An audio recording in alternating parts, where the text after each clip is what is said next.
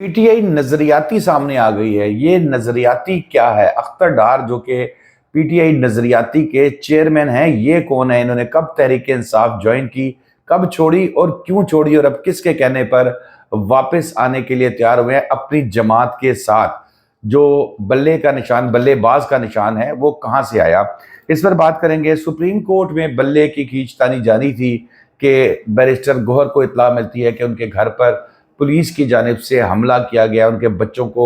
تشدد کا نشانہ بنایا گیا۔ یہ افسوسناک خبر جب منظر عام پہ آئی تو کیا ہوا؟ پھر قاضی فائز عیسیٰ صاحب نے، جو کہ چیف جسٹس آف پاکستان ہے، انصاف کے سب سے اعلیٰ منصب پہ بیٹھے ہیں، ان کا کیا ری ایکشن تھا؟ لیکن سب سے پہلے بات کرتے ہیں ہم تحریک انصاف نظریاتی کے حوالے سے۔ تحریک انصاف کو جب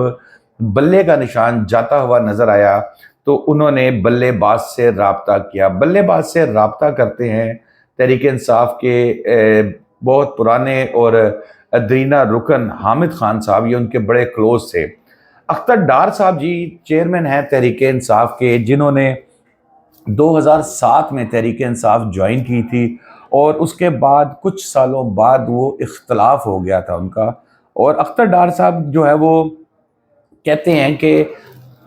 تبدیلی کا نعرہ سنا عمران خان صاحب سے، اور ہم دیکھتے رہے، لوگوں نے بھی دھڑا دھڑ ان کے ساتھ جا رہے تھے، اور ہم بھی اسی تبدیلی میں کہ شاید ملک میں کوئی بہتری آ جائے، تو ہم نے پارٹی جو ہے وہ جوائن کر لی۔ انٹرویو میں ایک وہ یہ بات کرتے ہیں، انہوں نے کہا کہ عمران خان کی سوچ تھی کہ پیسے، سیاست، دھونس، دھاندلی، یہ چیزیں جو ہے نا سیاست میں نہیں ہونی چاہیے۔ انہوں نے کہا کہ میں نے چند سال بعد ہی یہ محسوس کر لیا کہ جو باتیں عمران خان صاحب کر رہے ہیں اس میں عمل نہیں کر رہے۔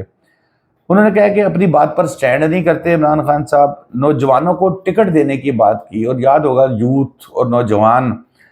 کی بات کی جاتی تھی، تو انہوں نے کہا جب ٹکٹ دینے کی باری آئی تو ایک دو یوتھ کو دیا اور باقی سب پرانے لوگوں کو ٹکٹ دی۔ پھر 30 اکتوبر کا جو بڑا یادگار جلسہ ہے، جس کے بعد تحریک انصاف کی صورتحال تبدیل ہو گئی تھی بالکل، وہ اس کی انتظامیہ میں شامل تھے اختر ڈار صاحب۔ انہوں نے کہا کہ خان صاحب نے لوگوں کو بڑے سبز باغ دکھائے، اور اس کے بعد انہوں نے کہا لوگ سبز باغ میں دیکھ کے تو جلسے کی طرف آئے اور بڑا کامیاب جلسہ ہوا، لیکن جیسے ہی جلسہ کامیاب ہوا تو لغاریوں اور مداریوں نے ان کے ارد گرد گھیرا تنگ کر لیا، اور خان صاحب ان کی باتوں میں آ گئے۔ پھر ڈار صاحب جو ہے وہ الزام عائد کرتے ہیں عمر سرفراز چیمہ صاحب، جو کہ آج کل جیل میں ہیں، محمود رشید صاحب وہ بھی جیل میں ہیں، ان کے حوالے سے انہوں نے کہا کہ جی میرے سے یہ لوگ بہت جیلس تھے، اور یہ خان صاحب کے کان بھرتے تھے میرے خلاف کہ یہ تو بڑا بدتمیز ہے، یہ اس طرح کی گفتگو کرتا ہے۔ اور کہتے ہیں پھر وہ ایک کمیٹی تشکیل دے دی گئی، کمیٹی نے مجھے طلب کر دیا۔ جب طلب کیا تو میں وہاں گیا، اور میں نے وہاں پر جا کے ہر چیز کلیئر کی، اور میں نے بتایا کہ میں تو نظریاتی طور پر آپ لوگوں کے ساتھ چل رہا ہوں، اور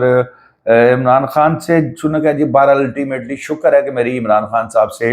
جان چھوٹ گئی، یہ وہ اپنے ایک انٹرویو میں کہہ رہے ہیں۔ پی ٹی آئی میں سب کچھ ہے، جو غنڈہ گردی ہے، خرید و فروخت بھی ہو رہی ہے، نظریاتی لوگ نظر نہیں آ رہے۔ جو پہلے دن موقف تھا میں آج بھی اسی موقف پہ قائم ہوں۔ ڈار صاحب یہ کہتے ہیں نا کہ میں نے 2016 میں تحریک انصاف نظریاتی کے نام سے پارٹی رجسٹرڈ کرا لی۔ بیسیکلی ڈار صاحب جو ہے نا یہ نون لیگ اور پیپلز پارٹی کے بہت خلاف تھے۔ کسی صورت ان کی دوستیاں تو تھی، خواجہ سعد رفیقہ صاحب کے بڑے اچھے دوست تھے، حامد خان صاحب کے بڑے اچھے دوست تھے، اون صاحب کے بڑے اچھے دوست تھے، لیکن ان کی جو نظریاتی طور پر یہ نواز شریف صاحب کو اور زرداری صاحب کو پسند نہیں کرتے تھے، اس لیے انہوں نے اپنی پارٹی جو ہے بنا لی۔ وہ کہتے ہیں جی 2018 کے الیکشن میں میں نے 35 کے قریب امیدوار دیے تھے، اور ان میں سے ایک تو ایسا بھی تھے کہ جن کو میں نے ٹکٹ دی وہ میری ٹکٹ دکھا کے پی ٹی آئی سے ٹکٹ لے گئے، عمران خان صاحب کی۔ تو یہ پھر انہوں نے کچھ صحافیوں پہ الزام لگایا، انہوں نے کہا جی کہ وہ بھی لفافے لے کے تو عمران خان صاحب کی حمایت میں ہر وقت جو ہے وہ کشیدہ گوئی کرتے رہتے تھے۔ انہوں نے کہا جی مجھے جو چیز شرم افسوس ہوا وہ اس چیز پر کہ اسی دوران جب انٹرا پارٹی الیکشن ہوتے ہیں تو جسٹس وجی صاحب کو، جو کہ بڑے ایک باوقار اور بڑے زبردست قسم کے جج بھی تھے اور انسان بھی ہیں، ان کو چیف الیکشن کمشنر بنایا جاتا ہے، اور بڑے وہ شفاف الیکشن کرواتے ہیں جس سے ترین صاحب اور علیم صاحب آؤٹ ہو جاتے ہیں۔ لیکن مجھے افسوس تب ہوتا ہے کہ جب عمران خان صاحب جو بڑا لوگوں کو سبز باغ دکھاتے تھے، نظریات کی بات کرتے تھے، یہ اس وقت انہوں نے جسٹس وجی صاحب کو اٹھا کے باہر پھینک دیا پارٹی سے، اور ترین صاحب کو اور علیم خان صاحب کو ساتھ بٹھا لیا، اور وہ کدھر ہیں آج؟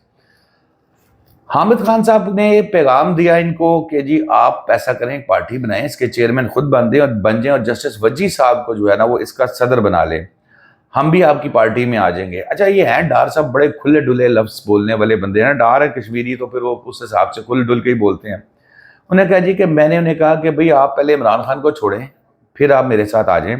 باتیں ہم مجھ سے کرتے ہیں، چائے بسکٹ جا کے آپ خان صاحب کے ساتھ کھا رہے ہوتے ہیں۔ ویسے یہ بھی حیرانگی کی بات ہے، خان صاحب بسکٹ اور چائے تو چلے پلا دیتے ہیں، بسکٹ جو ہے نا وہ ایک ایڈیشنل چیز ہے۔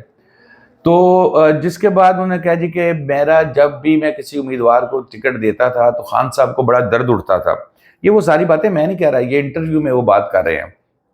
فاروق وڑائچ کو انہوں نے ایک انٹرویو دیا تھا، انہوں نے کہا کہ میرے پاس آتا ہے حامد خان، کہتے ہیں کہ مجھے کہتے ہیں کیپ اٹ اپ، اور ادھر سے خان صاحب کو کہتے ہیں تسی بھی چھپ کے رکھو۔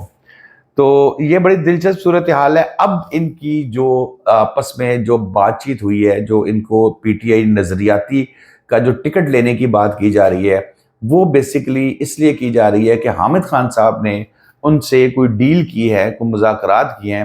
جس کے بعد پی ٹی آئی نظریاتی کے ٹکٹ سے جو ہے وہ پی ٹی آئی کے امیدوار جو ہے وہ لیں گے، اور چیئرمین اس کے بہرحال ڈار صاحب ہی ہوں گے۔ تو جی دوسری خبر ہے، سپریم کورٹ میں بلے کی کھینچا تانی جاری تھی، وہ تو ابھی بھی جاری ہے، اور لیکن افسوسناک خبر وہاں پر جو ہے وہ بیرسٹر گوہر صاحب کو ملتی ہے کہ ان کے گھر پہ وہ 8-10 گاڑیوں نے ریڈ کی ہے، اور اس میں جو ہے ان کے بچوں کو تشدد کا نشانہ بنایا گیا، چھوٹے بچے ان کے جو ہے نا۔ گوہر صاحب پریشانی میں وہاں سے نکل جاتے ہیں، اور چیف جسٹس صاحب کے نالج میں بھی یہ بات آتی ہے، اور اس کے بعد کافی دیر کے بعد گوہر صاحب جب واپس آتے ہیں،